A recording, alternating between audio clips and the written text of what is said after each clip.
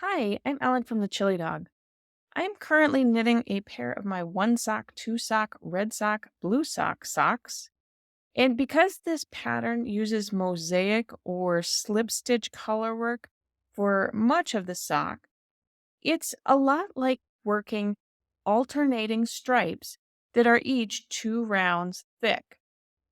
Unfortunately, when you knit stripes like this in the round, there's often a little jog where you change colors from one color to the next. Today, I'm going to show you a simple trick to minimize that jog. Let's get started. First, let's look at a swatch that I'm making and pay attention to what's happening as I'm changing colors from one to the next, right here where things are jogging a little bit and not lining up. I'm almost to the end of the second round of my white stripe. If I'm very careful when I change colors from the white to the purple, and I pull the white out of the way and then begin working with the purple so that these two working yarns are not crossed at all on each other, something funny happens. I end up with a jog both here on the right side of my work, but also on the wrong side of my work, where the stripes just don't quite line up across that gap. There are a couple of different ways you can neaten things up. One way is to knit helically with one ball of yarn for each round of the stripe pattern. So you'd end up with 2 balls of white yarn and 2 balls of purple yarn. It completely eliminates the jog, but it also makes your stripes slant a little bit at an angle. And you also have to be working with multiple balls of yarn, which can be cumbersome, but that's going to be a topic for another day.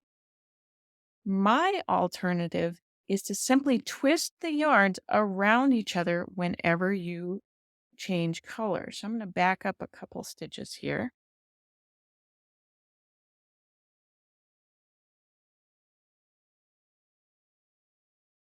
So I've just finished knitting with my white.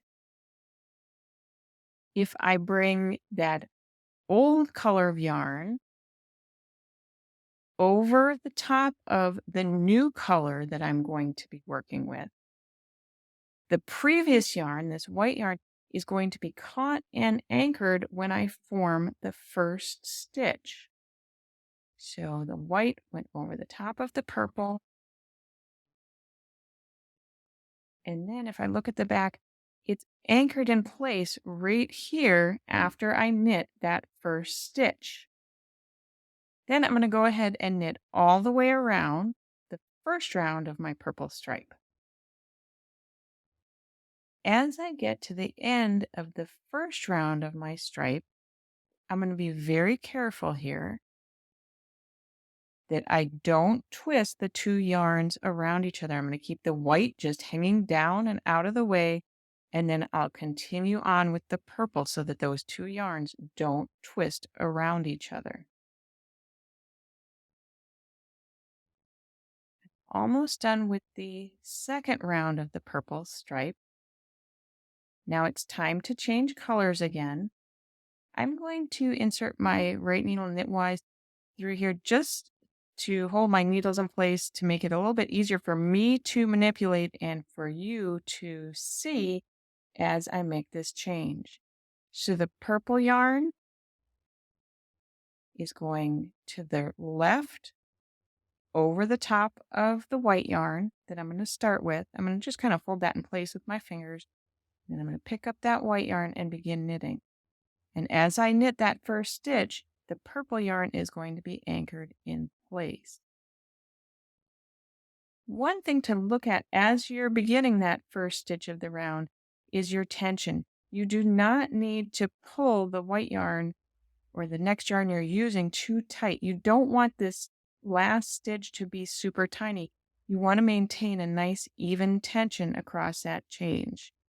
So The stitch may need to be tightened a little, but there's no need to go crazy. Just maintain a nice even tension. And then continue on. After knitting a few more stripes, you can see that on the right side of my swatch, the jog is greatly minimized as opposed to the way it was earlier. Now let's look at the wrong side of the knitting. You can see on the wrong side now, I have this vertical line where the two yarns twist around each other at the color change. And this is an S-twist.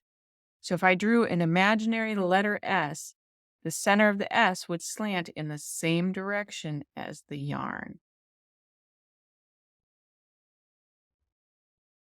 If you're knitting hats or mittens or sweaters, this technique can be a simple way to neaten up alternating two round stripes so they match up.